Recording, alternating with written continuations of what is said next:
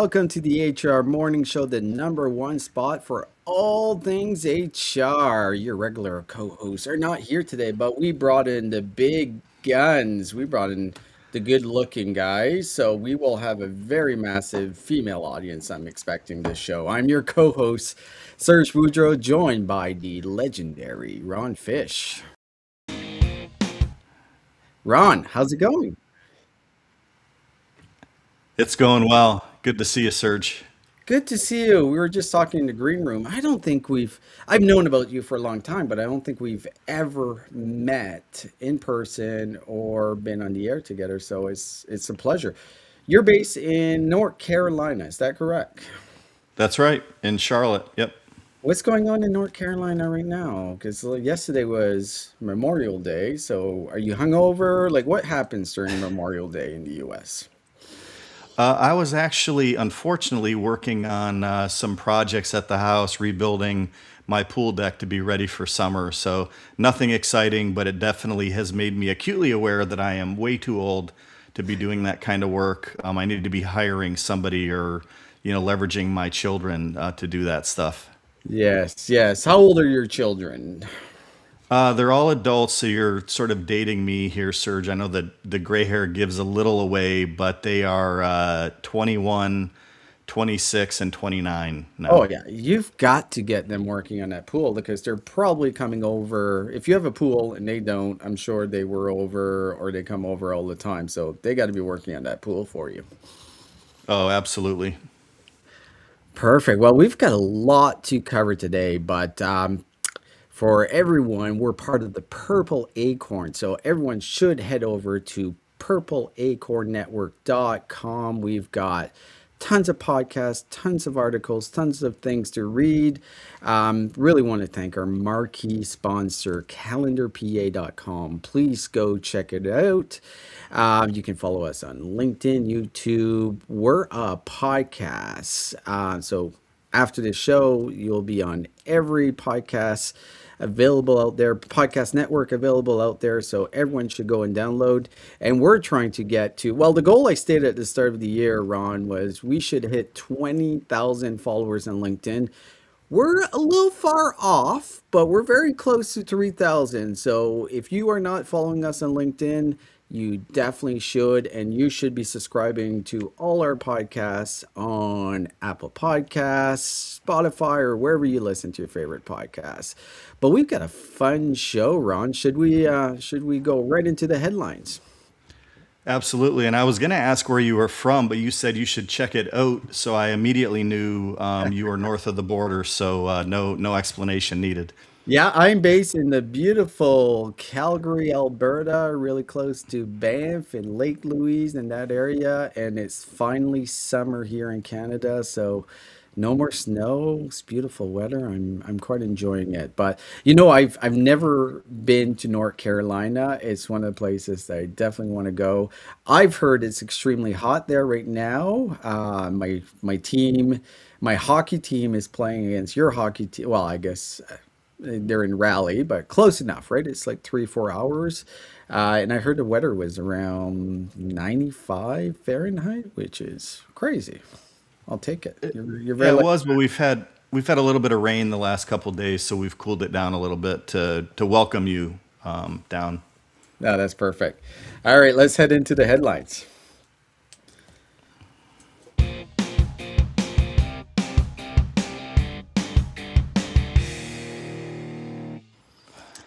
Ron, being in HR a long time, one of the things that's been a big topic of discussion, especially after the pandemic, was remote, hybrid, and working from the office. And we definitely saw during the pandemic that everyone went remote, or the great majority of companies. A lot of companies stated that it would be forever, and then eventually kind of shifted to more a hybrid type model where it was 2, 3 days in the office, then it's gone to 4.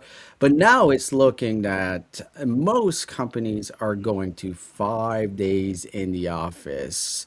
So there's a recent article that's stating that 55% of Fortune 100 companies now require 5 days in the office, up from just 5% in 2021. So big changes. We're seeing companies like Amazon, JP Morgan Chase, Google, Dell, Microsoft, and here in Canada, the Royal Bank of Canada, TD. So it's definitely shifting. And what employers are saying, it's like, we want better collaboration, we want faster decision making, we want mentorship and culture. A lot of critics are arguing that this is maybe a soft layoff. It's a way to control their employees. What's your take on this? Are you a fan of a 5 day in the office work week? So I'm actually not, Serge. I'm an OG of remote work. I've been working remotely since I was at Oracle many, many years ago. So I think I've, proven that talent acquisition can be done remotely, very successfully, running big programs and so forth with completely remote teams. So with that said, I find that when I am in the office, because I would travel for my employers, we're taking long lunches. Every time I walk down the hall, there's somebody that wants to chat about the latest gossip. And I find I don't get that much done in the office. But apparently, the collaboration, that's supposedly happening is going to be really valuable. But I think they're really hiding behind other things like, hey, we've got this mega lease that we've signed that's, got 15 more years on it. And, we don't want to have an empty building there and be paying utilities with no employees there. And we also see this kind of, in my opinion, kind of see this ebb and flow as the job market, right? The more companies are hiring, the more they're now looking to save that extra office space, those extra office type expenses. But with the market the way it's been, with all of these trends, the soft layoffs you suggested, I think it's really, causing sort of there to be a run on this kind of concept back to the office. Yeah, I think you're right. And it's probably the topic over the years doing podcasting that in this space that I've talked the most about is hybrid, remote, come in the office 5 days a week. And similar to you, I've been working remotely the majority of the last 20 years, similar to you, leading talent acquisition departments. And I find it way more efficient.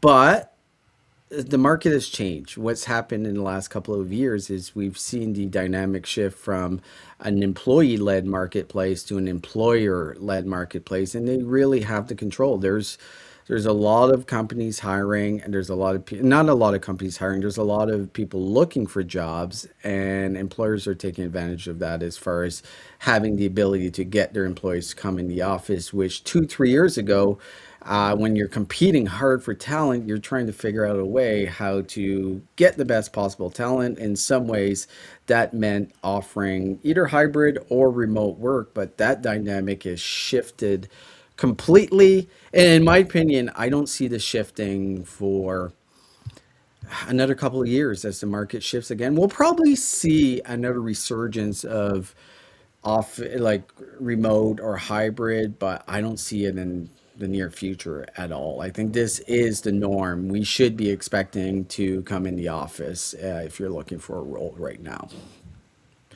Yep, I agree.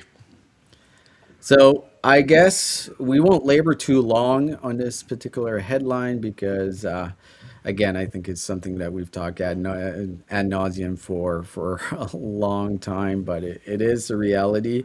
And in my opinion, it sucks, but I'm not hiring right now, so I don't have control over that. Let's go to the next headline. So HR pros expect 42K per year, more than what they're getting paid. So I've actually seen this phenomena personally as an HR pro or talent acquisition pro. I'm seeing salaries posted that are giving me a real gut check that are literally less than I would pay a recruiter, a corporate recruiter. So it's kind of shocking to see a director or VP of talent acquisition for 100 to 130K. I mean, literally seeing obnoxious pay rates like that. It's like, wow, how far we have come. And I think it's definitely indicative of the market. It's not just affecting HR professionals, of course, it's going across disciplines, but I think we're looking at a higher disparity on the HR side. And some find that ironic because HR, that's the team that actually helps build the compensation ranges. So Definitely think it's indicative of the market. We're Yeah. seeing this across many, many skill sets, but I've personally seen it. Being in a job search recently, it's definitely wild to see the ranges in pay. What do you Yeah, think? reading this article, it was a little bit shocking because HR pros are expecting an average salary of 133K, and the average posted salary is around 90K. That's a gap of $42,000, which is it's a big difference if you're an HR person looking for a role and to take that kind of pay cut. It creates different challenges, but it's a little bit the reality. I think, like you said, it's across multiple discipline. Obviously, this is the biggest gap they've seen in HR, but I think there's gaps across the board because when the dynamics shift to an employer-led marketplace, they can dictate a lot more. Like we've all heard the stories of getting 1,000 applicants per job. And I think this is the case with HR roles as well. We don't know how many are actually real that are applying for jobs, but it's definitely giving that perception out there that they can lowball on these salaries. But like one of the things that I've been reading, obviously, I don't know if you've seen the story on the Bolt CEO talking about that HR has become useless and he fired all of them, although he did create a people ops department, which is exactly the same. But nonetheless, it seems that HR is a little bit under fire because HR wants to be seen as a strategic partner, but the leadership is seeing HR as an administrative, clerical type role, and there seems to be a disconnect of the importance of what HR is within the organization. Like, what's your take on that? Like, are you seeing that as well? Yeah, I think it's sort of market driven, right? Anytime, and you know this, Serge. I mean, anytime there is cost cutting that has to happen, HR, talent acquisition, and other departments, we're looked at as a cost center, and it's Yeah. just we have to reduce it. So there's all kinds of justifications and reasons, and oh, they're useless. Maybe we're just not as busy as we were, but we're still managing a function. I also see that as executive leadership changes, so does our ability to get that seat at the table. We might have had it, we were doing great, we were showing that we're a strategic function. Executive leadership changes, and then all of a sudden now we have to prove ourselves all over again to a new cast of characters or a new senior leader. It's definitely a big challenge, but I've seen this, for years and years, and I think it's really under a microscope today, just because there's so much initiative to cut costs, find ways to do it, try to do it with the, sort of that soft approach, as well as just that direct approach, where suddenly you find out that tens of thousands of people are being laid off by a large organization, and then we can even get into the AI discussion, right? And they're saying it's because we're implementing AI, yet nobody's really proving, in my view, that AI is making that huge impact. It's making people more efficient, right? I think it's helping us, take away some of those high volume, low value tasks that I harp on a lot, but I don't think it's making the impact. It's just making better excuses to me. No, there's a ton of articles and research out there that most of these companies that have made massive layoffs and really moved to thinking that AI would replace these employees, it hasn't exactly worked out. I think we're going to see a shift coming back. I think we're going to see employees getting rehired in some ways, but like if you look at it and there's still that perception, either we like it or not, we've talked about in HR about a seat at the table, and we're still seen as an admin. Like I love that you mentioned, as far as I've always said that talent acquisition or recruiters are kind of the canary in the coal mine. We're the first to get laid off if the economy goes down, and we're generally the first to get hired if the economy is going to pick up again. But you think about what HR is doing now and how critical it is within organizations, especially large organizations. You're seeing HR really managing the AI implementation and the rollout within companies. And like they're laying off a lot of people. Who is managing that? That's actually HR. You're talking about, think about all the potential challenges that AI is bringing into the marketplace as far as compliance. Like someone's got to be on top of it and really minimizing the risk within these companies of making these major changes. And sometimes CEOs and executives are looking to plow through, which I get, but also if you don't do it right, it can literally kill your company. We're also seeing like burnout culture seems to be something that's really big within a lot of organizations. HR is really managing that. I really do think HR is the most important it's ever been, but unfortunately, executives are not seeing that right now, and we have to change that narrative for sure. Yeah, for sure. I mean, I think AI at scale is definitely going to cause you to have to hire less people in some regard because it can handle those administrative tasks. Or if I had an HR benefits person, and now we can just have AI answer all of everybody's questions. Yeah. Sure, we might be able to limit hiring in that regard, but overall, it's really just everybody kind of justifying what the direction they've gone, and we've spent millions in AI. We've got to make the case and prove that that it's worth it, and that we've made a great business move. But like you said, we definitely will see as the job market continues to recover, we're going to see HR practitioners get rehired, and hopefully those salaries go back up to realistic numbers, so everybody can, because even those that aren't unemployed are often still underemployed, right? So Yeah. it's kind of that long term need to recover the job market to recover.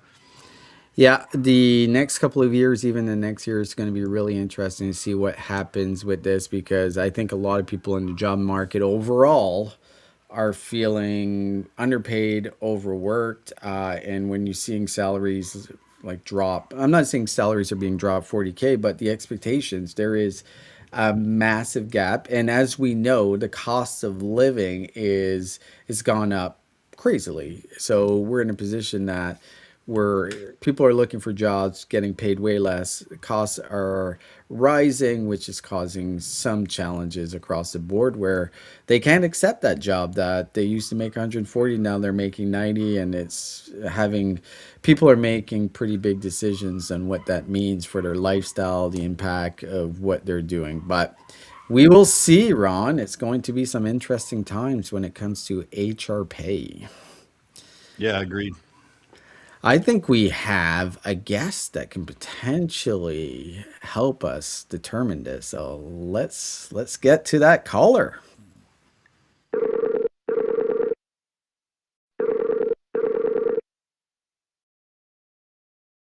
Hello, Kara. How are you? Hello, I'm doing well, thank you. How are you? I'm doing fantastic. Well, welcome to the HR Morning Show. I'm sure a lot of people know who you are, but for those that don't in our audience, do you mind giving us a brief intro of who Kara Kelley is and what you do? Absolutely. Well, I'm Kara Kelley. I'm the founder of Clinical HR. So I'm an HR business partner for healthcare practices, primarily in dentistry. And then in HR world, I'm also the founder of HR Consultants Mastermind. It's a community that started back in April 2020 on Facebook, and we're 3,500 plus at this point, going strong. Oh, wow, that's a pretty big community that's grown pretty quickly. Tell me a little bit more about that. Like, why did you start that? Who's involved in that community? Like, what's the purpose of it? Well, for some reason, I decided it was a great idea to start as an independent consultant in like February of 2020. And, 3 weeks later, we had a pandemic. And so, in around April of that year, I had been in another group, and someone asked, if there were other independent consultants that they could connect with. And I was probably about the fifth one on that thread. And I saw several other people jump on and say, "Yeah, I'm here. Let's all connect." I said, "Let's have a Zoom." It's what we were all doing in April of 2020, right? Yeah. So we had about 80 some odd people sign up, about 40 some odd people show up. And then I kind of decided that we needed some resources because we had resources for consulting firms, we had resources for HR professionals, but we didn't really have a lot of resources for entrepreneurial HR professionals who were going to start their own consulting firms. So I started that, and we've kind of really snowballed from there. I love it because I agree. I think there's I'm in many different HR groups, talent acquisition groups, but what I've seen since the pandemic, which is really relates to what you've done, is a lot of HR have gone fractional or started their own business. Do you see this as a growing trend? Because we're just talking about like compensation for HR professionals and how the expectations are not meeting the reality in some ways. Do you see a lot of people trying to move into more, especially in the HR space, moving more to fractional type roles?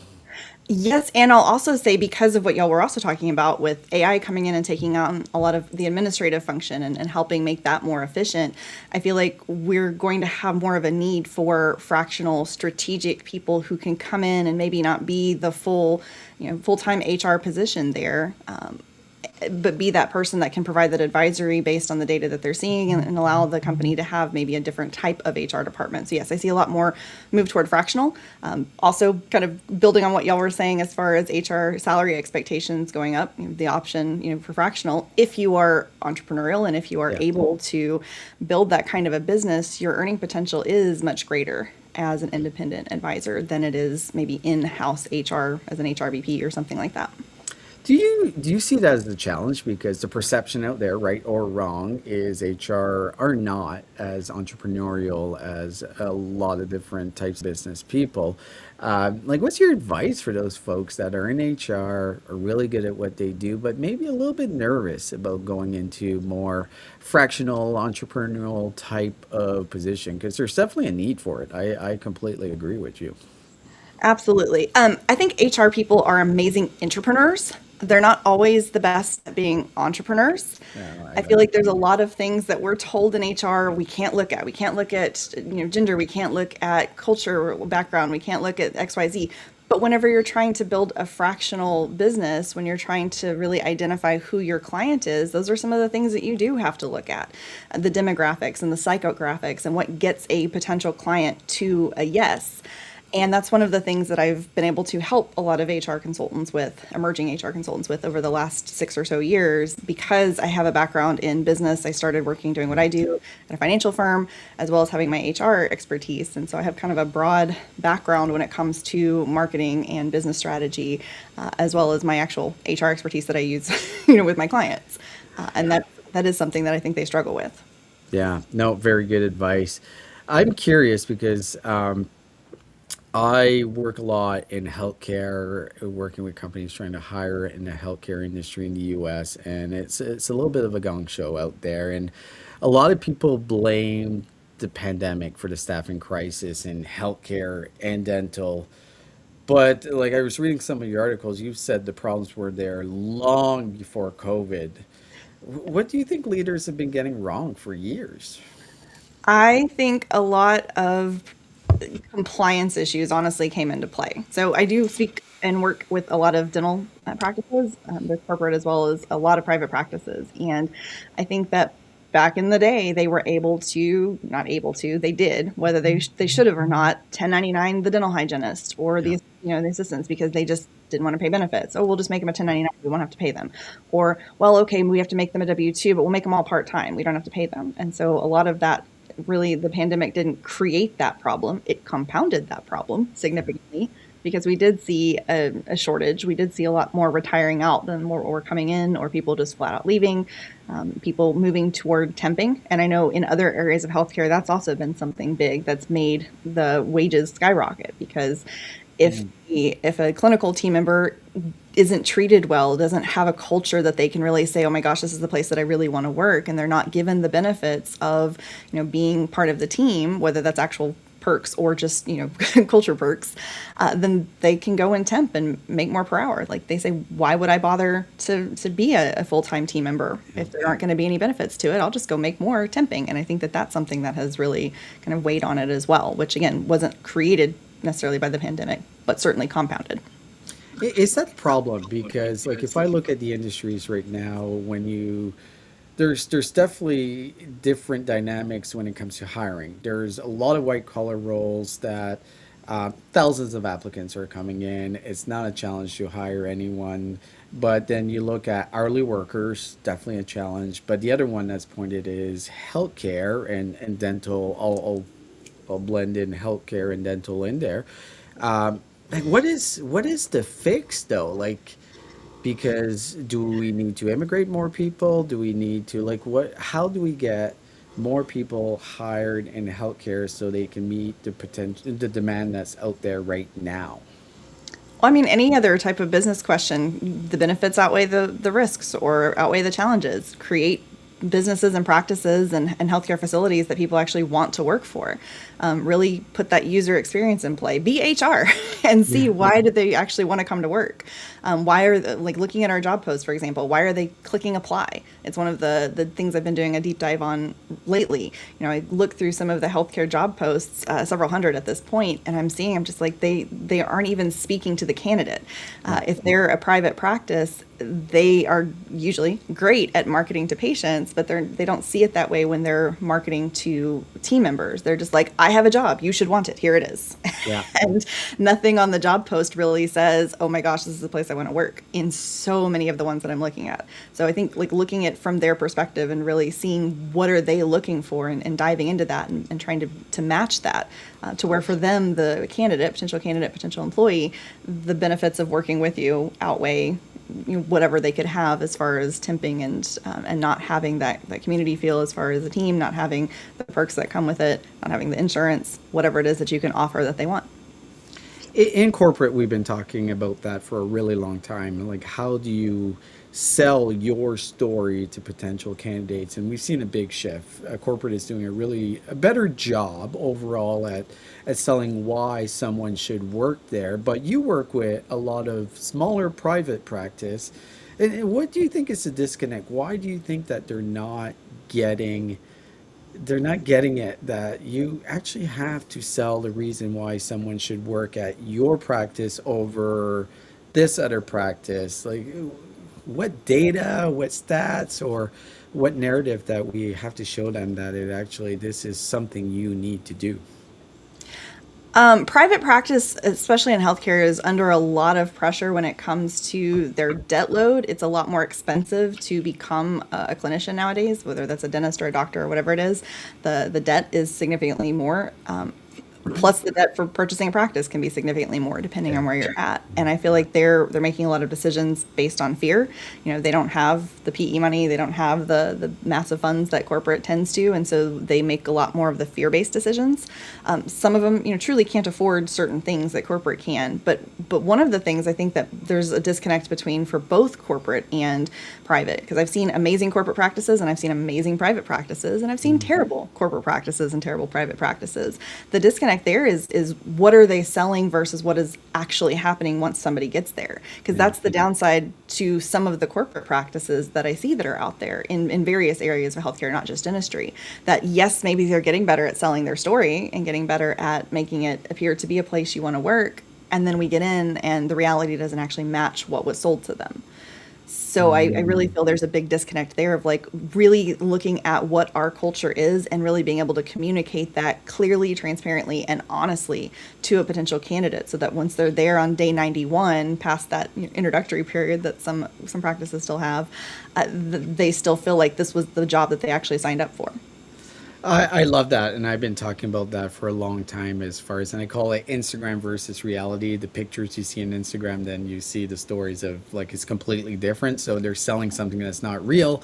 Employees coming in, and the expectations are completely different of what the reality is, and eventually they leave pretty quickly on that end. But so I was reading a little bit on you, and you're working across more than 20 states, which honestly, that sounds like an HR nightmare. What type of compliance mistakes that you're seeing with these smaller healthcare groups when they start scaling? Oh goodness. They're not putting the compliance foundation in place. They are assuming that you operate off of the compliance where headquarters is, not where the work is actually performed. They are doing things like using either AI, or for the longest time, they've been using things like Facebook groups to get their employee handbooks, where they'll put it out and say, hey, I'm trying to update my employee handbook. Does anybody have one that I can take a look at? And I'm like, no, please stop. And they're not really paying attention to that. I mean, I've seen multi-location practices with over 50 employees across several states that don't have an employee handbook. that don't have any basic compliance foundation, or they started off of something that they got from somewhere else. Maybe it was the owner of the practice got it from the corporate practice they worked at way back in the day, and they're just using that, or they're doing a DIY job on it, or their consulting firm, their practice management consulting firm is handing them something and saying, this should be your handbook, or here's a good place to start. And that company doesn't really have an HR expert or HR compliance on hand to really make sure that it's accurate. I've seen a number of those that came from a practice management consulting firm claiming it was from another HR company. And I'm like, well, it was at one point. I've seen those handbooks. This is not that. Y'all have made changes, or someone did. So I really think they're just not getting experts involved. Well, I love how you use the phrase compliant AF. I That's my think podcast. I think it's extremely it's important, and especially in the healthcare industry, of being compliance, making sure you're following the right rules, because it can destroy your business completely. So, Kara, I'm so glad I met you. This was extremely enlightening for anyone listening. What's the best way to get a hold of you? How should they connect with you? Yeah, absolutely. They can always find me at clinicalhr.com, Kara, Kara at clinicalhr.com. You can also find, like you just mentioned, Compliant AF, the Compliant AF podcast that I do Okay. with Amy Wood, who is a HIPAA and cybersecurity compliance expert, and we bring on guests from time to time as well. They always have to have the answer to, I am a certified expert at blank, to be a guest on our podcast, so you know you're getting the best information there. And then I always give out my cell, 512-876-4866. So you are always welcome to reach out to me. And if you are an HR professional, not somebody looking for HR help, come find us on Facebook or LinkedIn at HR Consultants Mastermind. Perfect, Kara. Thank you so much for joining. This was a lot of fun. Thank you.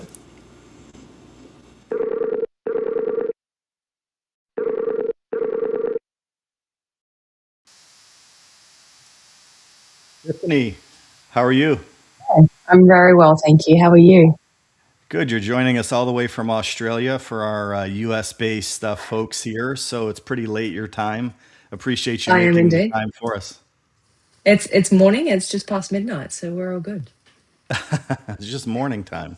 Great. So I understand you're the CEO of an organization that specializes in offshoring, interestingly, from Australia to the Philippines, perhaps to other locations. I'm really interested in this discussion because, being a talent acquisition leader, I've done a Mhm. lot of work in offshoring, nearshoring. I've done some talks on it. So I'm really curious to sort of hear more about how the rest of the world looks at this. So without giving your whole story, I'll just pass it over to you. Can you tell us more about yourself, about the work you do, and we'll kind of kick off there. Yeah, awesome. Thank you so much for having me. We have clients predominantly in Australia, also the US, New Zealand, and in growing in the UK now as well. And you're right, we do offshoring. So Philippines-based specialist, and we focus on hiring full-time dedicated Filipino experts to work embedded in businesses in those countries. I've spent my career in change management and business improvement, and thought that there was just such a huge gap in how this world of accessing global talent was done. And I know we call it offshoring, but I think we're just in such a great day and age where we can access talent from anywhere in the world, wherever we want, whenever we want. And so that's what Access Offshoring is out to do. Excellent. And certainly it expands our talent pool, right? Instead of looking in that same small niche, we can really take advantage of perhaps cost elements, as well as looking for a deeper talent pool. So one thing I've noticed over time is that it's really easy for an offshoring model or a nearshoring model to fail. Can you talk a little bit about why traditional offshoring models fail? I love this question, Ron. You must have done some research on me because this is where I spend all of my time. You know what? It's so funny because so many people believe that there's a recruitment problem or a talent problem when there are failures across the offshoring realm. And 90% of the time, it comes from not performance issues, but cultural misalignment and often management structural issues. And it happens because don't we just simply don't have the awareness or the structural capability to understand what it takes to run global teams and consider some of those cultural nuances that exist. And it's some of the simplest of forms that you would be very familiar with in how you embed, build, motivate, lead, and manage teams. But there is definitely this understanding that when you start using offshore resources, that you do not need that same level of effort. Yeah, great points. And I know that it's not uncommon that things will surface as performance issues where, well, they're not performing well. But I know there's a lot more to it than that. And I've definitely seen where poor management can really lead to those issues. So can you talk as well about how the perhaps differences in cultures or that cultural friction shows up as poor performance and how teams can mitigate that? Yeah, absolutely. And as I said, all the stats that show both internally for us that research we do with our clients and also externally is that 90% of these issues that stem as performance are actually just in fact what you refer to as cultural friction. And so to give you some really common examples that I see day to day is the way that we operate in terms of hierarchy, decision making, and the way that we collaborate as organizations. So a country like the Philippines, who's come from a very strong dictatorship, strong hierarchy, lots of layers, and they have very strong top-down decision-making power. They are sitting there in their roles with very strong respect, and there is absolutely no way they're going to speak up other than basically follow those bouncing balls of process. And, if I use an Australian example, we are polar opposite. We're very collaborative in approach. We are not a top-down decision-making country as much as someone like the Philippines is. We want that initiative. And so we hire a Filipino and we expect initiative, and a Filipino accepts a position and they're waiting for decision. And so we've got cultural friction happening right outside the gate.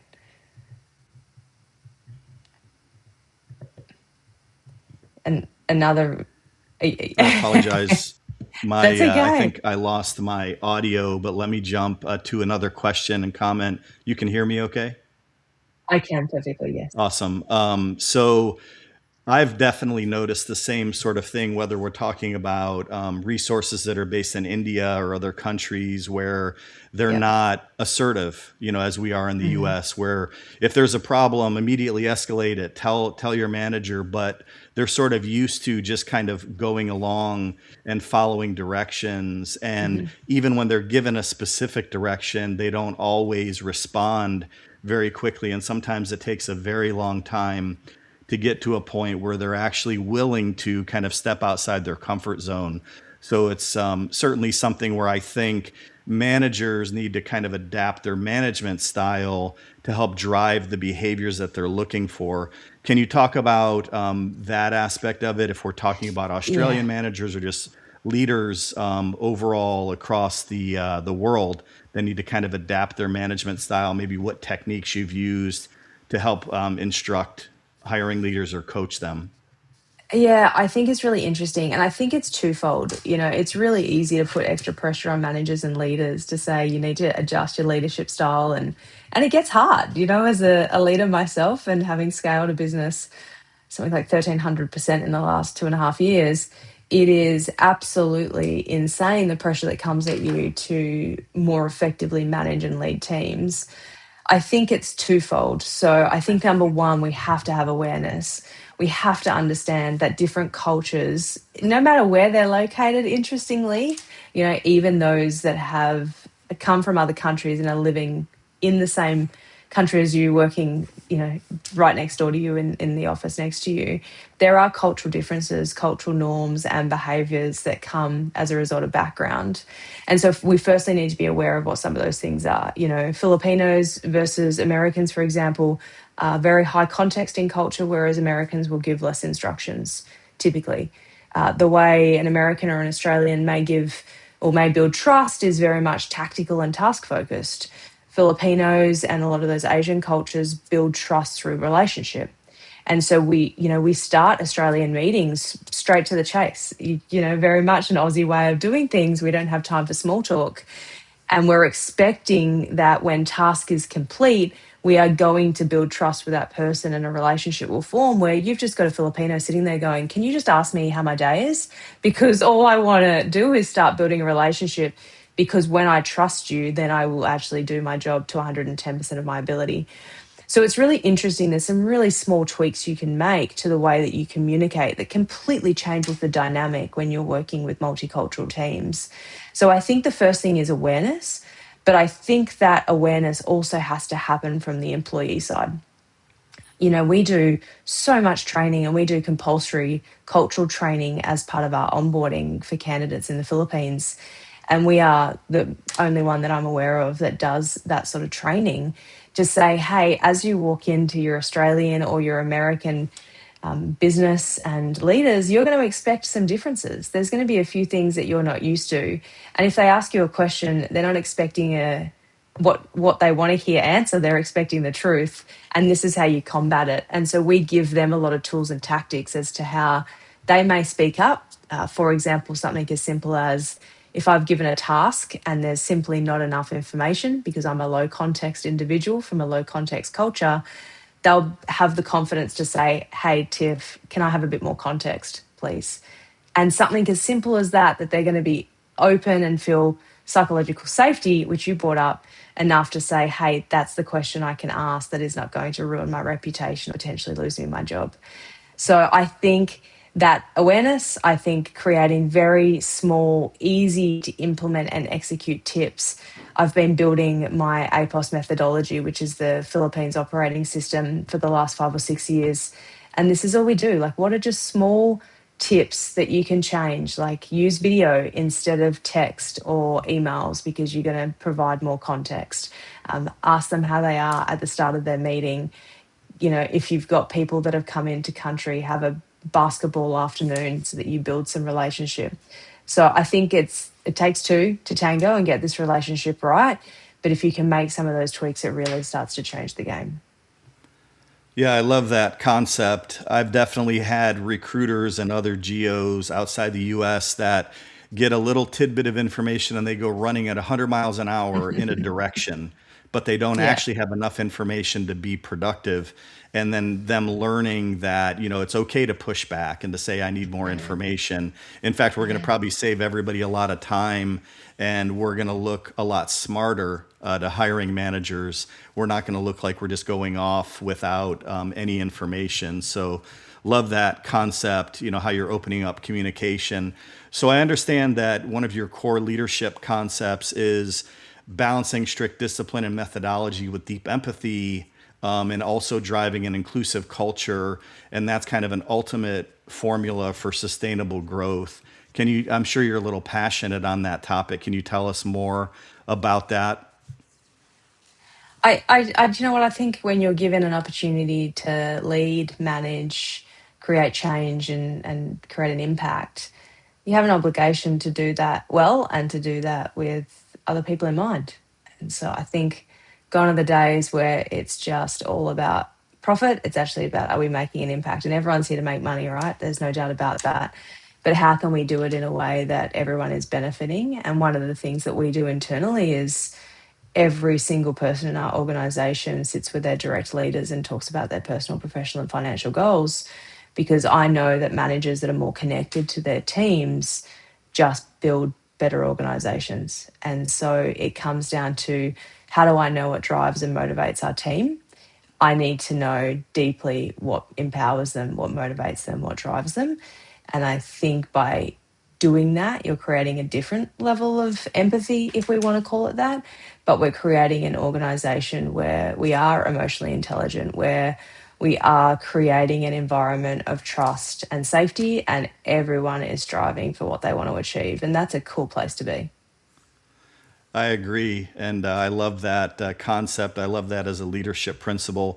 Tiffany, but it was wonderful to have you. We're going to let you get back to your early morning there. Hopefully, you're not Thank you so already much. starting work, but we really appreciate the time. It's been very enlightening for me. Hopefully, our listeners have gotten a lot out of it, and how they can be a little bit more productive when they're working with offshore teams as well. So thank you again for your time. And now I'm going to pass it over for a word from our sponsor. Thank you. Who's the fella who lights up a room when he walks in the door? Evan White, with so many strong ideas he's created.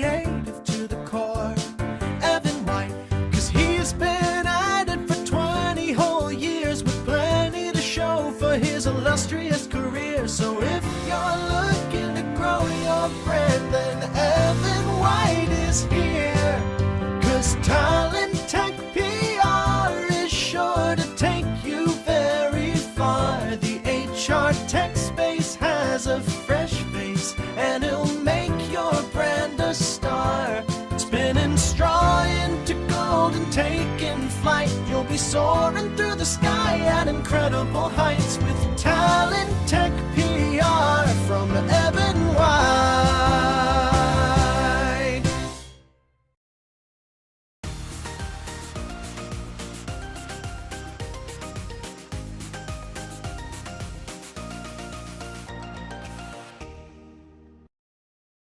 Good morning, beautiful people. Today on the weather, let's talk about the marijuana laws because they're changing in the US with medical marijuana being moved to a less restrictive federal category, and HR departments are now trying to figure out what that actually means for the workplace. So, being in Canada, I've already lived through this. When weed became legal here, one of the biggest problems employers ran into was testing because someone could test positive for THC, but that did not mean that they were impaired at work. It could mean that they used cannabis days, even weeks, and months earlier. That created a massive gray area for HR, especially in safety sensitive jobs. I know testing has evolved. That was 10 years ago, but it's still a major challenge. So now in the US, companies are realizing that they might need to rethink their policies. They need to rethink accommodation policies, drug testing, and how they handle medical marijuana requests under disability laws. And here's the challenge: you still need a safe workplace, especially in healthcare, transportation, construction, all of that. But old school zero tolerance policies are getting harder and harder to navigate legally and practically. So the bottom line here is it's not really a marijuana story, it's a workplace policy story because HR is now stuck trying to answer the question: how do you balance safety, compliance, employee rights, and reality? And trust me, in Canada, we learn pretty quickly that's not as simple as people would think. So let's see what the next couple of years and what the laws change. But this is something as HR professionals we have to start looking at because it might become a major issue. That's your HR weather. Let's get back to Ron. Hey, I Ron. feel like Evan White. That was Evan such White. a catchy tune. Yeah, I'm sure Evan has maybe partaken in the cannabis a few times in his life, don't you think? But we'll talk about that. So, what's your thoughts here, Ron, as far as when it comes to cannabis being in talent acquisition, especially if you've worked in transportation or anything like that? Like drug testing is something that a lot of these roles do. How are we going to handle that for HR when with this new less restriction comes into place? Well, I remember when I was working at Oracle, we would joke around because Oracle stopped doing drug testing, and I would joke around and say, "Yeah, we lost too many great engineers." And of course, it was I was being silly, which it might be true. I'm not exactly sure, but it's what I would say to get a laugh. But at a recent organization I was working for in healthcare data analytics, they were doing drug testing, but without the marijuana element. So it was something that we would say to candidates, which almost, put them on the spot. Where we just say, hey, just so you're aware, marijuana is not tested for. And then people would, either giggle or they'd be like, oh, well, it's not a problem for me anyway. But definitely something that has become, I think, a lot more culturally, accepted, and a lot of companies have moved away from drug testing for marijuana as a result. So just some interesting fun facts from my career and more recent career as well. Yeah, the biggest challenge we came across is when this came in place. I worked at a construction company that we hired a lot of drivers, and the challenge we had is during those days, and I know I've been researching it, and there is testing that is getting way closer to when the marijuana was consumed, but it's still not perfect. Challenge we had is like we tested everyone, and the fail rate on marijuana testing was extremely high. So there's like I think the numbers were around probably 30% actually failed the test, which was a little bit of a concern that it was so high, but we couldn't hire them. We didn't know if they were actually high during work. But then you look at alcohol laws, in reality, as long as they were sober when they were driving, like we couldn't really check if they were drinking on weekends or anything like that. And let's assume that a lot of marijuana users partake during their own free time, not before work. It felt a little bit discriminatory, especially that it was completely legal in Canada, anyways. So it'll be interesting to see how that evolves, but it creates a massive challenge for HR because what happens if you're not testing it, especially as a driver, they get in an accident and they were actually high during that time.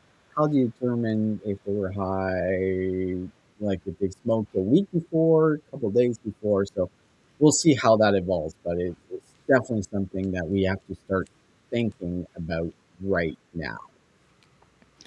Yeah, and I think DUIs are not just from alcohol consumption. That was Yeah. the big one years ago. But now it's, people could be on any manner of drugs and be convicted of DUI, from a driving perspective. But I think, perhaps this could be an argument for employers, not that they need another one to need people to be in the office because we can actually tell if you're hammered, or if you're high, a lot better in person because we can either smell it or, witness your behaviors versus being hidden behind the video screen kind of thing. So again, I don't want to give them more reasons to pull us back to the office, but, certainly some interesting conversations for sure. It will be interesting. Next couple of years will really dictate how this flows and what changes with HR compliance when it comes to this. But Ron, this was a fun show, right? So glad I got Absolutely. co-host with you. Yeah. Yeah. Enjoyed it for sure. So what you got on the go? What's going on in your world right now? I'm sorry. I missed what's going on in my world. Yeah, what's going on in your world? Wow. I'm actually in the midst of a job search. My recent contract ended. So I'm seeing all of the stuff I'm talking about kind of firsthand out there. I am happy to see there's a lot more accessibility. I'm a big advocate for disability inclusion and Yeah. accessibility, and I'm seeing a lot more job posts that are including, notes about accommodations and accessibility. I'm not convinced that it's not just AI writing better job descriptions and including that versus there's actually programs behind the scenes. I think similar to what we've seen with candidates, where suddenly candidates have perfectly written resumes and they can't really articulate during interviews to the degree that they can. So, that's really what's happening in my world, aside from some projects around the house, unfortunately, rebuilding a couple of decks that are 20 years old and realizing that I'm not cut out for it. I've got like battle scars on my knuckles and hands. So I'm eager to get back to work in my cushy white collar job, as they Well, say. tell me more about that because I talked to a lot of candidates that are out there. They're applying to a lot of jobs, not hearing back, getting ghosted. Are you feeling that? Are you getting good responses? Are people like even when they're rejecting you or not accepting your applications, are you getting replies? Like what's the overall feel out there? I would say in large part, and I hail from the era, Serge might be similar for you and others that are listening, but hail from the era where you would mail, in the snail mail, right? Put a stamp on the envelope and mail a resume. And if you actually got a letter back that said, thanks for applying, but we're not hiring you, you were like, yeah, it's a win. So I don't think it's really changed much. And I think that ghosting is subjective as well. I have people that throw that term around so quickly. If I just submit a resume, I don't expect to get more than an auto reject unless I get a call that they're interested.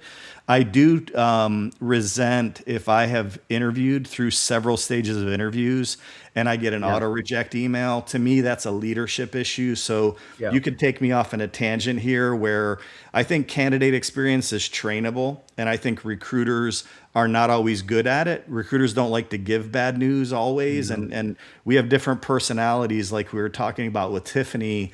Even within our own culture in the U.S. or in Canada, where people don't like to give bad news, so sometimes they're just not doing it or they're taking the easy way out.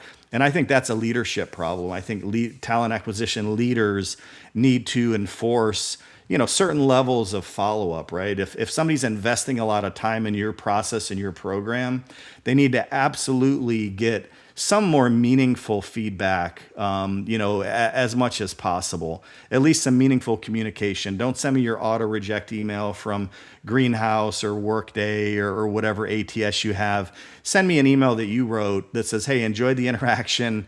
We're moving in a different direction, but thanks for all the time you spent with us," kind of thing. I wholeheartedly agree. If you're going to go through multiple interview process, you should get some type of personalized message because you invested a lot of time. And I love that you pointed out because this is always a complaint that I applied for jobs and I never heard back.